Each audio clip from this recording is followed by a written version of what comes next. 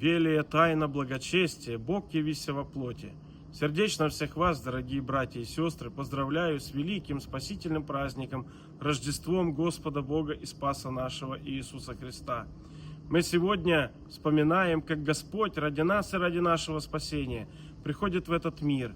Он рождается от Девы Марии и от Духа Святаго.